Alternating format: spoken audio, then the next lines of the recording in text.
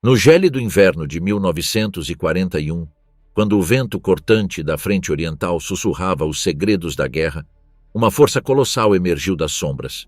A terceira divisão Panzer Totenkopf da Waffen-SS.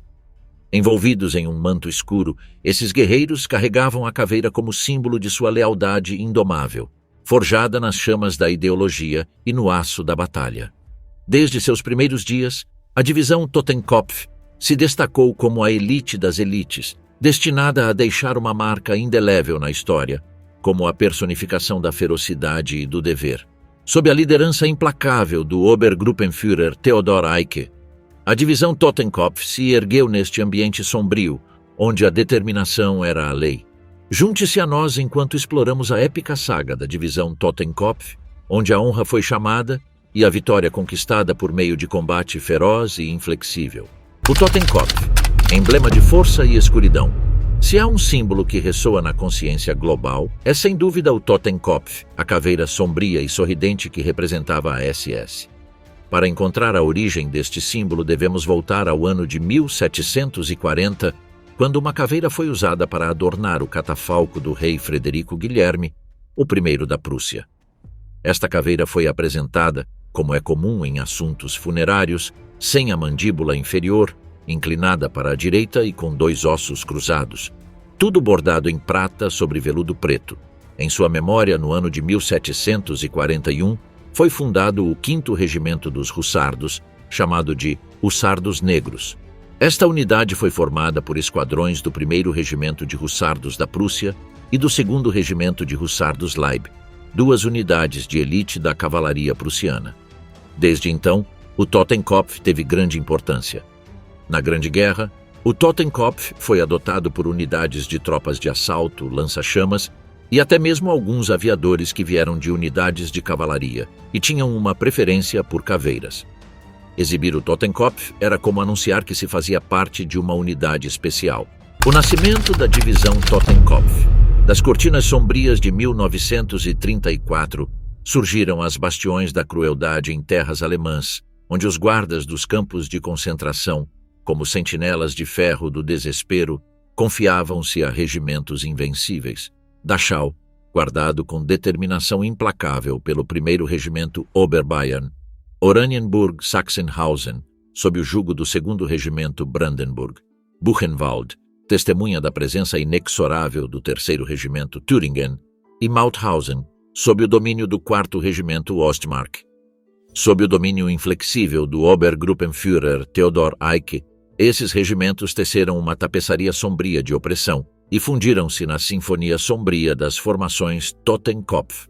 No início da Segunda Guerra Mundial, o sucesso das formações irmãs de Totenkopf, como o regimento Leibstandarte e as 3 divisões Standarten das tropas de reserva, levou o Führer, em outubro de 1939, a aprovar a recomendação de Himmler para a criação de 3 divisões das Waffen-SS. Em 1º de novembro, essa unidade tomou forma como a 3ª divisão Panzer Totenkopf da SS. À frente dessa divisão estava o Obergruppenführer Theodor Eicke, já conhecido por seu ardente nacional-socialismo e pela brutalidade que exerceu nos campos de concentração. Os princípios morais de Eicke foram impressos na divisão Totenkopf, que rapidamente se destacou por seu fanatismo e lealdade ao partido. Essas unidades eram consideradas inferiores em comparação com outras unidades de combate da SS e foram usadas em operações de vigilância e guarda. Desafiando a tempestade. Os primeiros anos da Totenkopf em combate. Após sua formação, a Totenkopf juntou-se ao 2º Exército sob o comando do Generaloberst Maximilian von Weichs. No início da Segunda Guerra Mundial, em setembro de 1939, durante a campanha polonesa, foi enviada para a Polônia para destruir os últimos vestígios da resistência polonesa. Em março de 1940, a divisão foi transferida para o 15º Corpo Panzer, sob a liderança do Generaloberst Hermann Roth. Durante a ofensiva no Oeste, que incluiu ataques à Holanda e à França em 10 de maio de 1940, a Totenkopf permaneceu na reserva. Uma semana depois, em 16 de maio, a divisão foi lançada na batalha na Bélgica, e sofreu pesadas baixas devido ao seu fanatismo no combate. Uma semana após essa batalha, elementos desta divisão sob o comando do SS Obersturmführer Fritz Knöchlein executaram 97 dos 99 oficiais britânicos do Regimento Real de Norfolk que haviam se rendido. Em 19 de maio, a Totenkopf assumiu tarefas em Le Château e Cambrai. Durante toda a campanha francesa, a divisão participou de combates intensos em várias regiões do oeste, como Le Château, Cambrai, Arras, Dunkerque, Sena, Loire, Lyon e Charente. Ao nordeste de Cambrai, a Totenkopf capturou 16.000 prisioneiros franceses. No entanto, ao avançar para a costa, eles encontraram forte resistência anglo-francesa que mal conseguiram conter e quase entraram em pânico. Eles só conseguiram parar os tanques inimigos usando peças de artilharia e foram salvos pelo uso de bombardeiros de mergulho da Luftwaffe. Então, sofreram perdas consideráveis na conquista do canal de La Bassée. Quando a França finalmente capitulou, a divisão estava perto da fronteira espanhola, onde permaneceu até abril de 1941. As perdas durante a Batalha da França foram significativas, e para compensar isso, elementos das unidades regulares da Waffen-SS foram transferidos em vez dos batalhões de guarda dos campos de concentração. Para compensar suas perdas, a Totenkopf teve que requisitar veículos locais e outros materiais franceses. Em abril de 1941, a divisão recebeu ordens para se juntar ao Grupo de Exércitos Norte, sob o comando do Generalfeldmarschall Wilhelm Ritter von Lieb, que se dirigia para o leste em direção a Leningrado. Designada para romper a linha Stalin, a terceira divisão SS Totenkopf travou combates ferozes na Lituânia e na Letônia. Em julho, seu avanço incansável havia rompido as defesas, permitindo que se aproximassem gradualmente de seu objetivo final, Leningrado.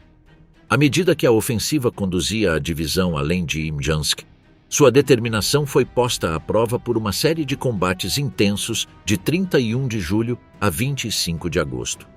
A Totenkopf estava envolvida em batalhas brutais perto de Leningrado, onde ambos os lados lutavam com determinação inabalável.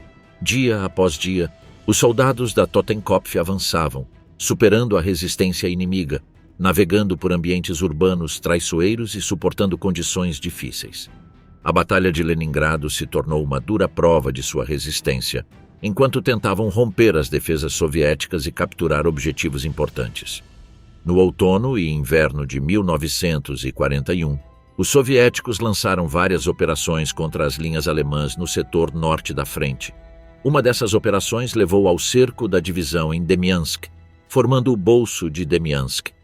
A Totenkopf sofreu pesadas baixas nesses combates e foi renomeada para Kampfgruppe ICA devido ao seu tamanho reduzido. A divisão lutou ferozmente para defender o Bolso, com o SS Hauptsturmführer Irving Meyerdres, defendendo a cidade estratégica de Biakawo contra repetidas tentativas inimigas de capturá-la. Meyerdres destruiu pessoalmente vários tanques inimigos em seu Stug 3 e recebeu a Cruz de Ferro por suas ações. Em abril de 1943, a divisão rompeu o cerco e alcançou o território amigo em Demiansk. Cerca de 80% dos soldados da divisão foram mortos, feridos ou dados como desaparecidos. As tropas restantes foram retiradas da linha de frente no final de outubro de 1943 e enviadas para a França para reabastecimento. Em novembro de 1942, a divisão participou da Operação Anton. A captura da França de Vichy foi reforçada com um batalhão de tanques e renomeada para 3. A divisão Panzergrenadier SS Totenkopf. Eles permaneceram na França até fevereiro de 1943, quando seu ex-comandante Theodor Ika reassumiu o comando. No início de fevereiro de 1943, a divisão Totenkopf foi enviada para a Frente Oriental como parte do Grupo de Exércitos Sul sob Erich von Manstein. Eles participaram da Terceira Batalha de Kharkov, onde seu comandante Theodor Ika foi morto quando seu avião de transporte foi abatido na frente. A divisão foi imediatamente despachada para proteger o local do acidente e enterrá-lo com honras militares, com Priest Hermann assumindo o novo comando. Mais tarde, como parte do SS Panzerkorps, a Totenkopf juntou-se à Operação Zitadelle, a ofensiva para reduzir o saliente de Kursk. Eles receberam uma companhia de tanques pesados Tiger Peinari e avançaram junto com a Leibstandarte, encontrando resistência soviética.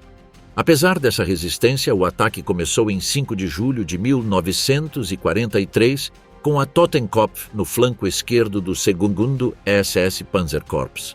Eles cruzaram o rio Seine e tinham o objetivo de alcançar Prokhorovka. O ataque, no entanto, desacelerou devido à resistência soviética, particularmente na colina 226.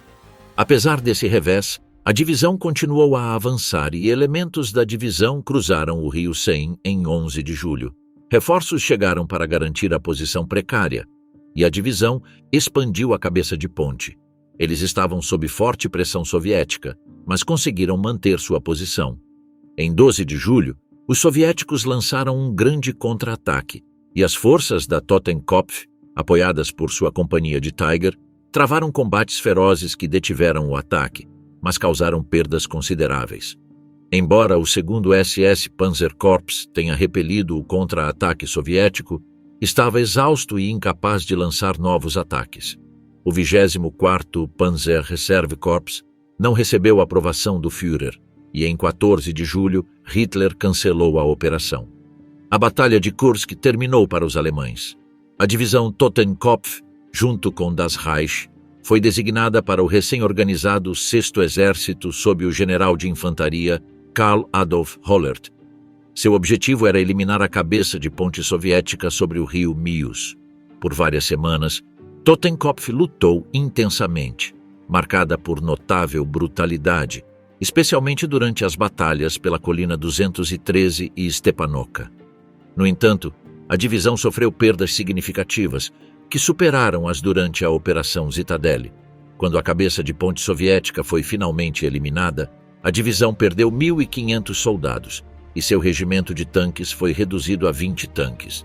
Posteriormente, Totenkopf foi transferida de volta para Kharkov para participar dos combates contra a Operação Rumiantsev e impedir a captura soviética da cidade. Embora as divisões conseguissem deter a ofensiva e infligir pesadas perdas, foram cercadas pelos soviéticos, levando à evacuação da cidade em 23 de agosto. No início de setembro, Totenkopf chegou ao Dnieper, onde encontraram o 5º Exército de Guardas Panzer, que havia cruzado o rio em Kremenchuk e ameaçava romper a linha do Dnieper. Totenkopf foi implantada para combater a cabeça de ponte e, em outubro de 1943, a divisão foi reformada como a 3ª Divisão Panzer S, Totenkopf. O regimento de tanques recebeu uma atualização e os 2 regimentos de Panzergrenadier foram homenageados com os títulos Theodor Eicke e Totenkopf, após a bem-sucedida defesa da cabeça de ponte de Kremenchuk. Por vários meses, os soviéticos realizaram tentativas bem-sucedidas de rompimento e empurraram Totenkopf e outras divisões do eixo de volta à fronteira romena. Em novembro, Totenkopf participou de intensos combates defensivos contra ataques do Exército Vermelho perto da cidade estratégica de Kryvyi Rog, a oeste do Dnieper. Em janeiro de 1944, Totenkopf participou de intensos combates defensivos em Kryvyi Rog e impediu um avanço soviético. Em fevereiro, a divisão foi enviada para ajudar nos esforços para resgatar as tropas alemãs cercadas no bolsão de Cherkassy.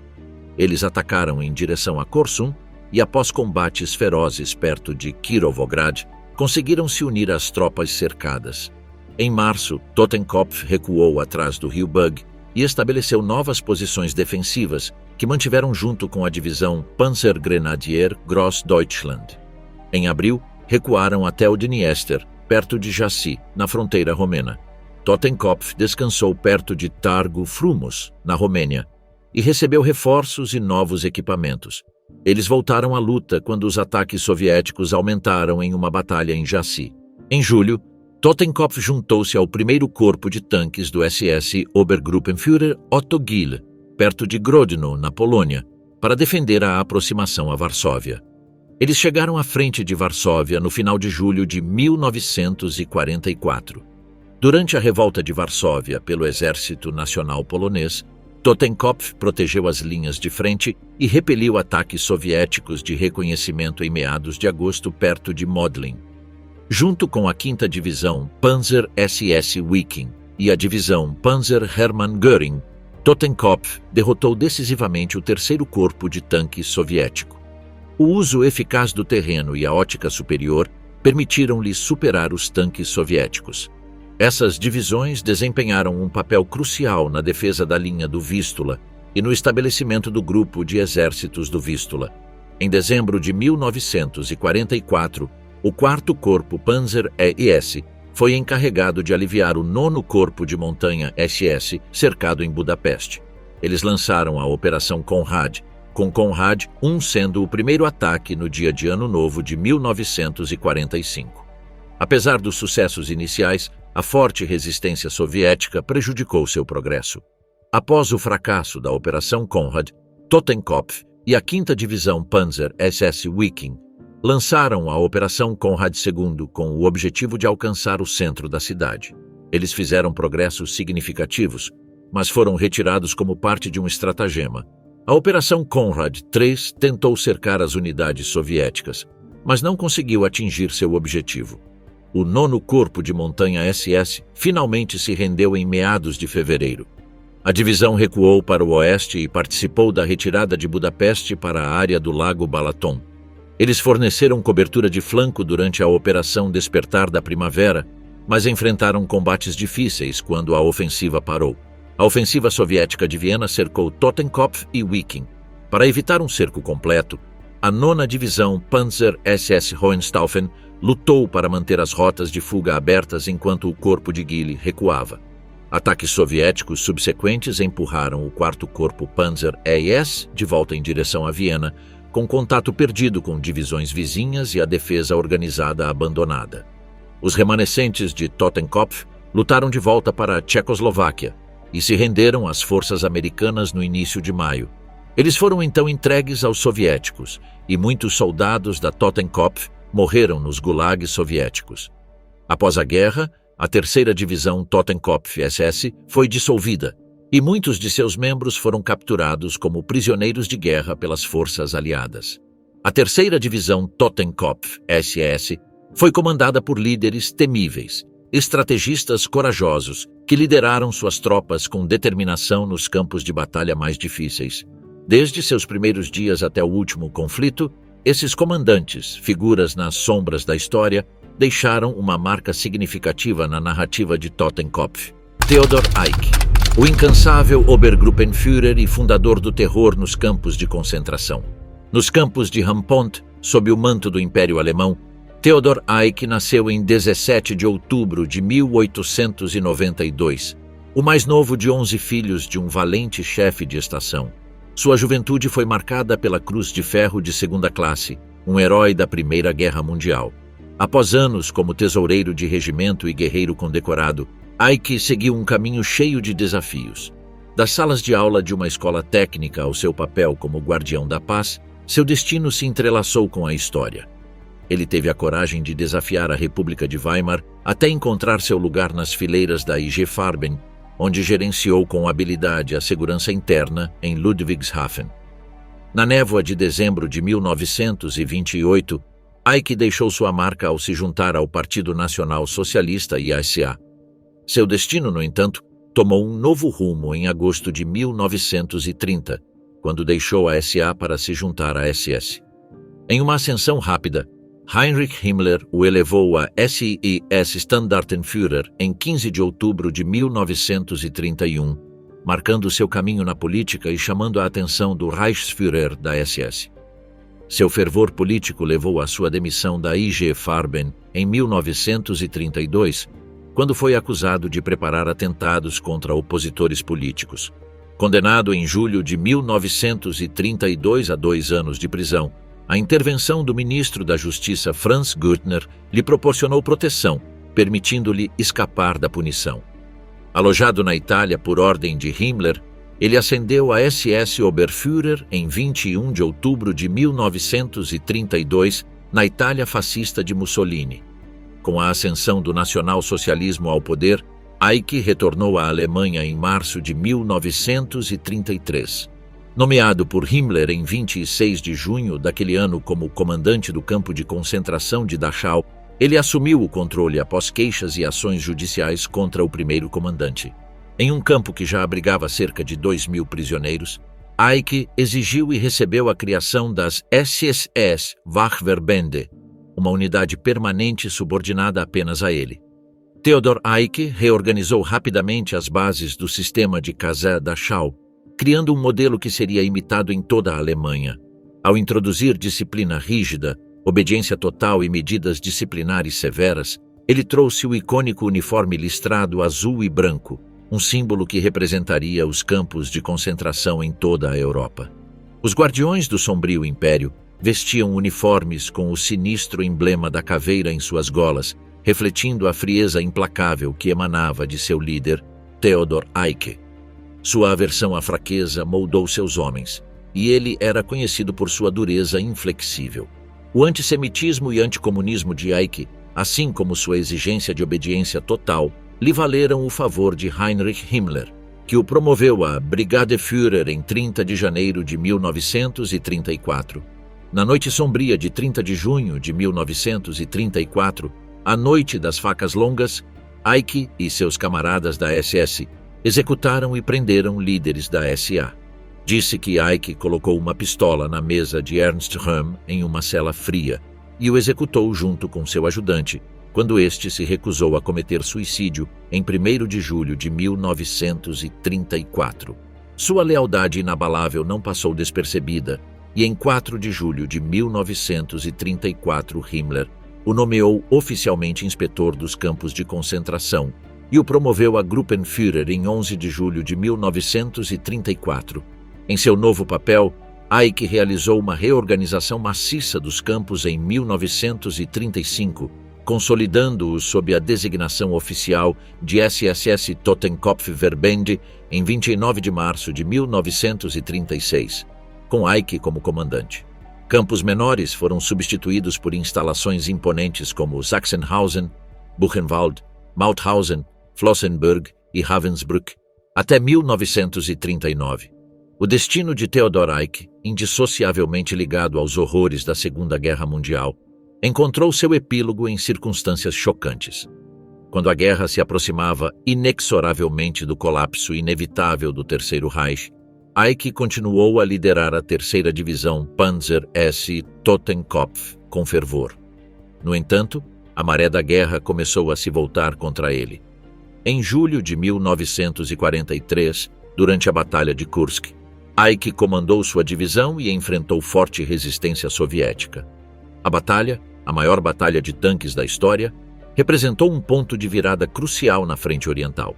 A Totenkopf lutou bravamente, mas as perdas e os desafios táticos desgastaram a força e o moral da divisão.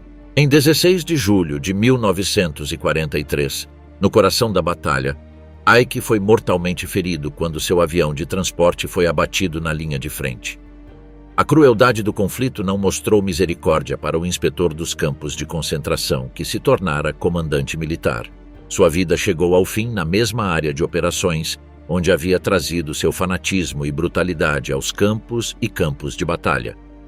A morte de Eicke deixou uma lacuna na liderança da Totenkopf, mas seu legado, imerso em ideologia nazista e crueldade, permaneceu nos anais sombrios da história. Embora sua figura tenha desaparecido fisicamente, a sombra de suas ações e sua influência sobre os campos de concentração e a própria guerra persistiram até o último suspiro do conflito. Matthias Kleinheisterkamp, o veterano da SS e seu controverso legado como Obergruppenführer. Matthias Kleinheisterkamp, um homem moldado pela brutalidade da Primeira Guerra Mundial, foi forjado nos campos de batalha ocidentais e orientais, onde sua bravura lhe rendeu a condecoração de ambas as classes da Cruz de Ferro e uma insígnia de ferido em prata. Sua lealdade às fileiras militares não diminuiu com o fim do conflito, pois ele se juntou ao Freikorps, um grupo paramilitar, e mais tarde serviu no Reichswehr. Em novembro de 1933, Kleinheisterkamp juntou-se às fileiras da SS Geral, marcando o início de uma nova fase em sua carreira militar. Seu número de membro 132.299 testemunha seu compromisso com a causa. Sua transferência para a trupe de reserva em abril de 1935 o levou à escola de cadetes da SS, onde assumiu o papel crucial de instrutor de infantaria. No entanto, seu caminho não foi sem desafios. Em junho de 1938, Klein Heisterkamp enfrentou sérios problemas legais e disciplinares que prejudicaram sua ascensão. Repreendido pelo gabinete principal do Tribunal da SS, ele foi licenciado até agosto de 1938. Apesar desses contratempos, ele retornou ao serviço ativo e foi designado para a Standarte Deutschland, que mais tarde se tornaria a temida divisão SS das Reich. Em 20 de abril de 1937, Klein Heisterkamp cruzou outro limiar ao se juntar ao Partido Nacional Socialista com o número de membro 4.158.238. Sua carreira, marcada por altos e baixos, refletia a complexidade das intrigas internas e as exigências implacáveis do regime. Com a divisão SS Totenkopf, Klein Heisterkamp destacou-se na invasão da Polônia, liderando o grupo Klein Heisterkamp e desempenhando um papel crucial na evacuação de cidadãos alemães e pessoal diplomático de Varsóvia. Sua habilidade estratégica ficou evidente nesta operação. Posteriormente, seu caminho levou a novas responsabilidades, primeiro no gabinete de liderança e depois na divisão das Reich. Infelizmente, o fim de Matthias Klein Heisterkamp foi trágico, pois ele foi capturado por tropas soviéticas e tirou a própria vida um dia depois, enquanto estava em cativeiro. Póstumamente, Klein Heisterkamp foi agraciado com as folhas de carvalho para sua cruz de cavaleiro. Georg Kepler, o arquiteto da expansão da SS e seu incansável caminho como Obergruppenführer. Georg Kepler viveu em uma era complicada e participou de várias situações de guerra. Desde seus primórdios no exército em 1913 até seu serviço na Primeira Guerra Mundial, ele demonstrou sua dedicação ao serviço militar. Após seu trabalho como policial, ele se juntou às forças paramilitares do Partido Nacional Socialista em 1935. Ele subiu rapidamente nas fileiras, liderou batalhões e recebeu condecorações. Em 1938, ele comandou o regimento Der Führer e participou de campanhas importantes como a invasão da França e a Operação Barbarossa. Seu desempenho notável lhe rendeu a Cruz de Cavaleiro da Cruz de Ferro em 1940. Em 1941, ele assumiu o comando da divisão SS Totenkopf e mais tarde comandou outras divisões. Após seu trabalho em funções administrativas na Waffen-SS, ele retornou ao campo de batalha em 1944, durante a Batalha da Normandia, e mais tarde na Frente Oriental até 1945. Após a guerra, ele foi capturado e libertado em 1948. Seu legado como um líder militar versátil e experiente permaneceu até sua morte em 1966. Hermann Priess, o estrategista silencioso da SS. Hermann Priess, nascido no ano de 1901, ganhou suas primeiras experiências militares ao entrar para o serviço militar do exército alemão no ano de 1919, durante o Império Alemão.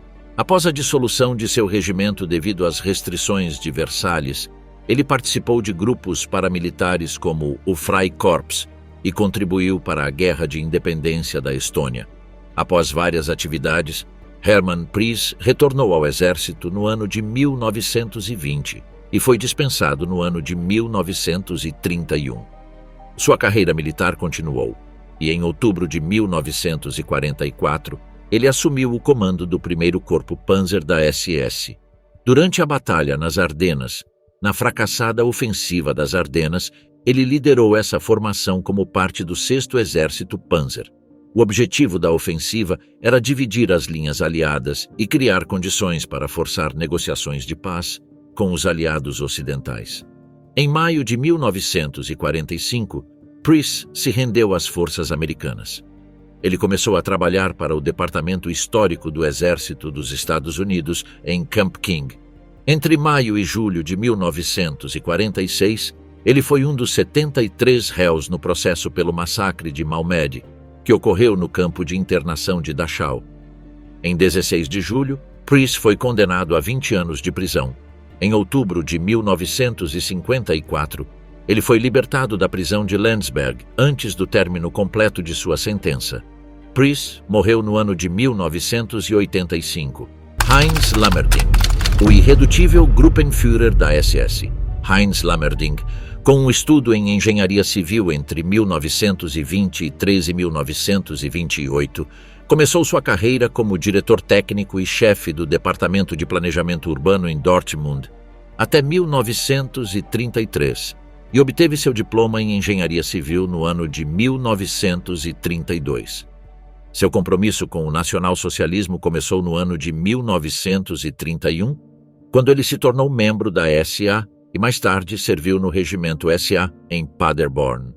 No ano de 1934, ele assumiu funções de liderança no Departamento de Engenharia da SA.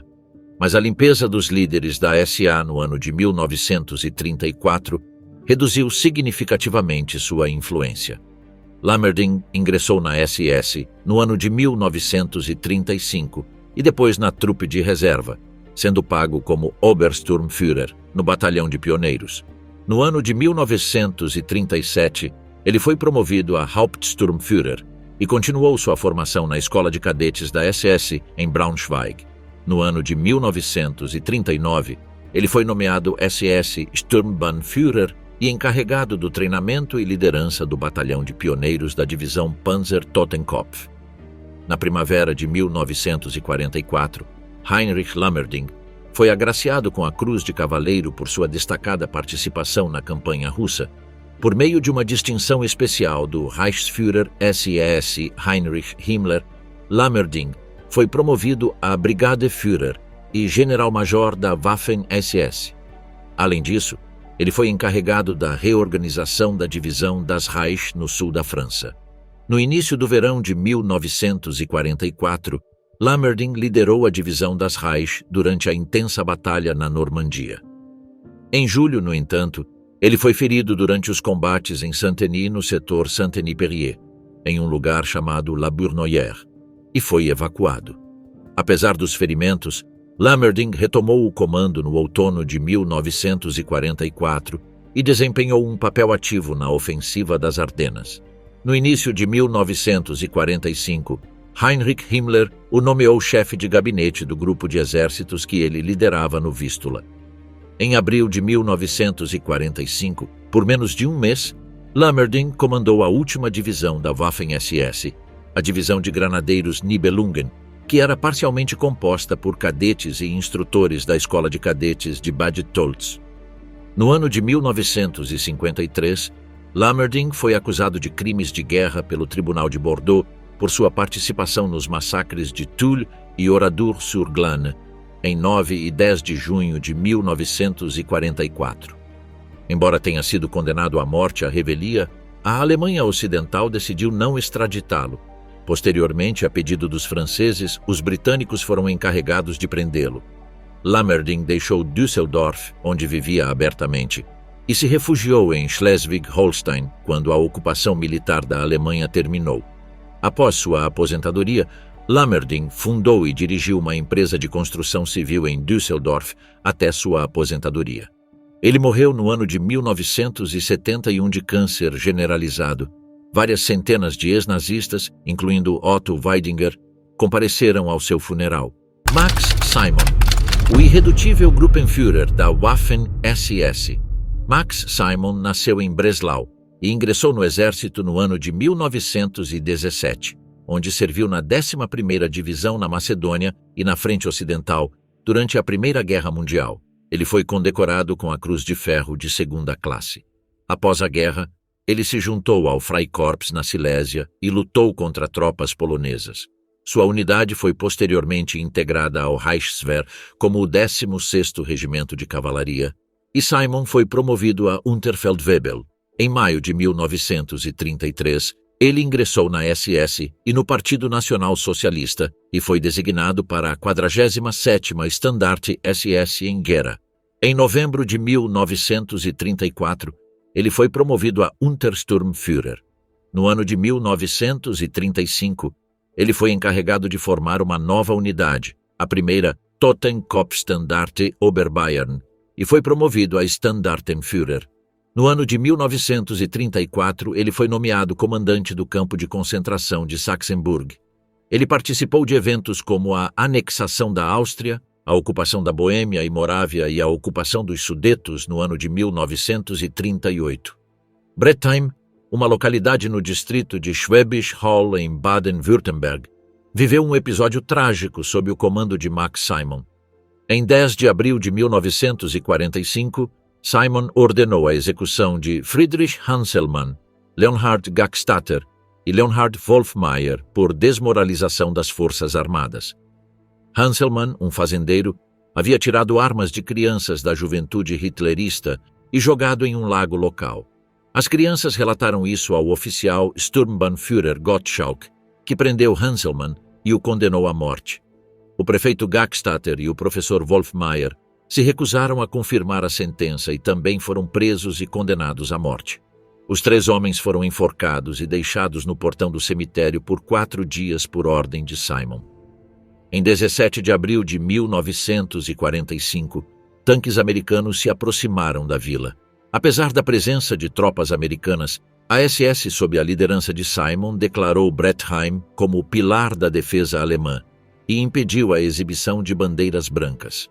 Como resultado, os americanos abriram fogo, transformando a vila em um inferno em chamas e causando a morte de 17 civis. Em 1º de maio de 1945, o corpo ao qual Simon pertencia se rendeu às tropas americanas. Após a Segunda Guerra Mundial, Max Simon foi acusado de sua participação no massacre de Marsaboto por um tribunal britânico e condenado à morte. No entanto, essa sentença foi comutada para prisão perpétua, e Simon foi libertado da prisão no ano de 1954. Na Alemanha Ocidental, Simon foi julgado 3 vezes pelos assassinatos em Brettheim e outros crimes. Para surpresa e consternação do público alemão, ele foi absolvido em todos os casos.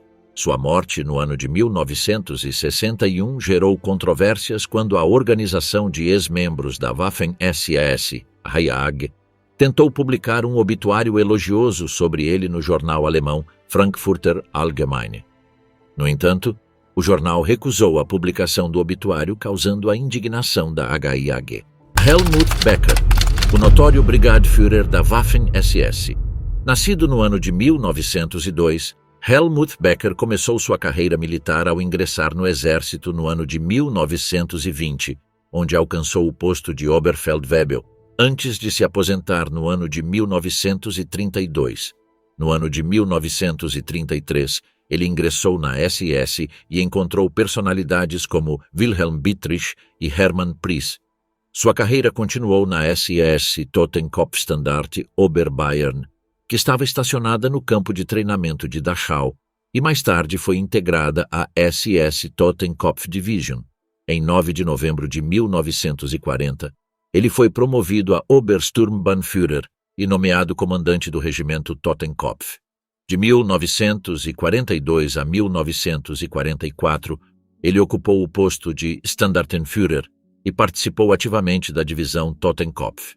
No início de 1944, seu caminho o levou ao gabinete de liderança, e em março ele assumiu o comando do 36º Regimento Panzergrenadier da SS, na divisão Reichsführer, na Itália. Sua ascensão continuou, sendo promovido a Oberführer em 21 de junho e assumindo o comando da 3ª Divisão Totenkopf em julho. Até outubro de 1944, ele alcançou o posto de Brigadeführer. Em novembro de 1947, Helmut Becker foi julgado por um tribunal militar soviético em Poltava e condenado a 25 anos de prisão e trabalhos forçados por crimes de guerra. Seu comportamento durante o tempo de prisão, marcado por tentativas de fabricar explosivos, levou a um novo julgamento. Considerado a personificação dos mercenários brutais que compunham os oficiais de alta patente da Waffen-SS, ele foi novamente condenado e executado em fevereiro de 1953. E Totenkopfverband, o sistema de campos de concentração na Era Sombria. Seu nome, que significa Unidades da Caveira, refere-se ao emblema marcante da caveira que os membros usavam em seus uniformes. Essas unidades desempenharam um papel crucial no sistema de campos de concentração e foram responsáveis pela segurança, administração e, em muitos casos, pela brutalidade dentro desses campos. A origem das Totenkopfverbände remonta aos anos 30, quando Heinrich Himmler, o líder da SS e da polícia alemã, teve a ideia de formar unidades especiais para a administração e segurança dos campos de concentração. No ano de 1933, Theodor Eicke foi nomeado por Himmler como inspetor dos campos de concentração, tornando-se o líder fundador dessas unidades. Sob sua liderança, as SS Totenkopfverbände adotaram o emblema marcante da caveira, que logo se tornou um símbolo temido por prisioneiros e testemunhas. Nos primeiros anos, as Totenkopfverbände concentraram-se principalmente na administração interna e segurança dos campos de concentração. O campo de concentração de Dachau, fundado no ano de 1933, foi um dos primeiros e serviu como modelo para a expansão desse sistema.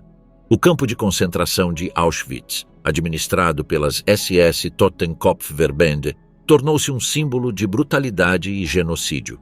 Aqui, a máquina de morte nazista atingiu seu auge com a implementação de câmaras de gás e crematórios para a realização do Holocausto. Com o avanço da guerra, as SS Totenkopfverbände continuaram a participar das linhas de frente, e muitos de seus membros estiveram envolvidos nas atrocidades das unidades móveis de extermínio, os Einsatzgruppen.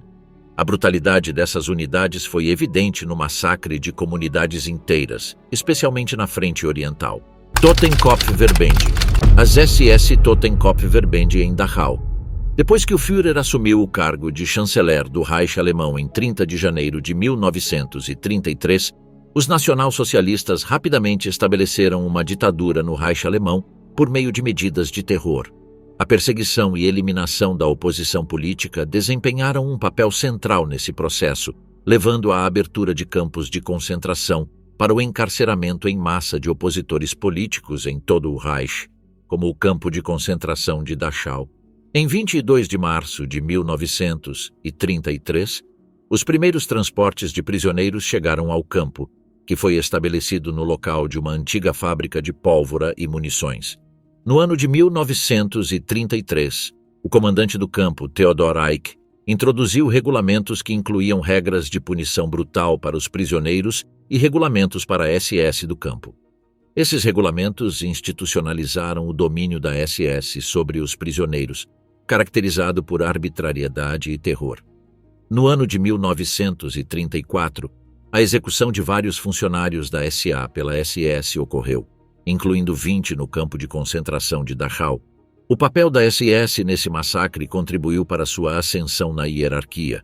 Unidades da SS assumiram o controle de outros campos de concentração que anteriormente estavam sob supervisão da SA.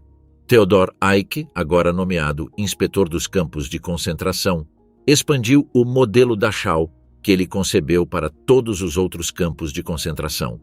No ano de 1935, o Führer decidiu implementar o sistema de campos de concentração como um instrumento de terror político, pavimentando o caminho para um estado de exceção permanente e o controle arbitrário da Gestapo e da SS sob a liderança de Heinrich Himmler. Com exceção do campo de concentração de Dachau, todos os campos de concentração anteriores foram fechados, levando à criação de novos centros de punição maiores. Além dos opositores do regime, a perseguição se estendeu a pessoas por razões raciais, ideológicas e higiênicas sociais. Isso incluía minorias sexuais e étnicas como homossexuais, ciganos e Roma. Pessoas que repetidamente cometeram crimes ou levaram um estilo de vida considerado inadequado também foram encarceradas, rotuladas como criminosos e associados e enviadas para campos de concentração. No ano de 1937, começou a expansão do campo da SS e a construção de um novo campo de prisioneiros com capacidade para 6.000 prisioneiros. Esses prisioneiros realizaram trabalhos de construção sob condições físicas extremas. O Decreto de Prevenção de Crimes pela Polícia, de 1937, sistematizou a ação contra pessoas consideradas associadas e criminosos profissionais. Essa regulamentação lançou as bases para os encarceramentos em massa que ocorreram no ano seguinte na chamada Operação Nacional de Desemprego. Após a ocupação da Áustria e dos Sudetos, milhares de prisioneiros políticos das comunidades Roma e Sinti, bem como judeus dos territórios ocupados, foram deportados para o campo de concentração de Dachau. Durante os pogroms antissemitas em novembro de 1938, cerca de 11 mil homens judeus foram internados no campo de concentração de Dachau. A SS os maltratou e extorquiu para forçá-los a abandonar suas propriedades e emigrar. Em 1º de setembro de 1939, a Segunda Guerra Mundial começou com o ataque do exército alemão à Polônia. No final de setembro, a SS evacuou temporariamente o campo de prisioneiros de Dachau para treinar a divisão Totenkopf da SS nesse local. Até a primavera de 1940, mais de 5 mil prisioneiros foram transferidos para os campos de concentração de Flossenbürg, Mauthausen e Buchenwald, onde suas condições de detenção se deterioraram drasticamente. A partir do ano de 1940, cada vez mais prisioneiros dos territórios ocupados pelo Exército Nacional Socialista foram internados no campo de concentração de Dachau. O número de prisioneiros aumentou no verão de 1940 para cerca de 10 mil. No início da guerra, as condições de vida dos prisioneiros dos campos de concentração se deterioraram drasticamente. As condições de trabalho mortais, o fornecimento inadequado e a falta de higiene nos campos levaram a um aumento enorme na taxa de mortalidade. Após o ataque à União Soviética em junho de 1941, o campo de concentração de Dachau tornou-se um local de execução para prisioneiros de guerra soviéticos. Membros do Exército Vermelho, identificados pela Gestapo como intelectuais, judeus ou funcionários comunistas, foram executados pela SS do campo de concentração. Inicialmente, as execuções em massa ocorreram no pátio do bunker e depois foram transferidas para o campo de tiro de Hebertshausen. Lá, a Schutzstaffel assassinou mais de 4 mil prisioneiros de guerra soviéticos entre 1941 e 1942. Quando a derrota da Wehrmacht se tornou evidente no ano de 1944, o Exército Vermelho e os aliados ocidentais se aproximaram das fronteiras do Reich. A SS evacuou continuamente os campos de concentração próximos à frente por meio de transportes de evacuação para o campo principal de Dachau. Esse campo estava superlotado e as condições catastróficas levaram a uma epidemia de tifo. Nos campos externos, os prisioneiros sofreram condições mortais. Dos cerca de 40 mil indivíduos que morreram entre 1933 e 1945, um terço perdeu a vida nos últimos 6 meses da guerra.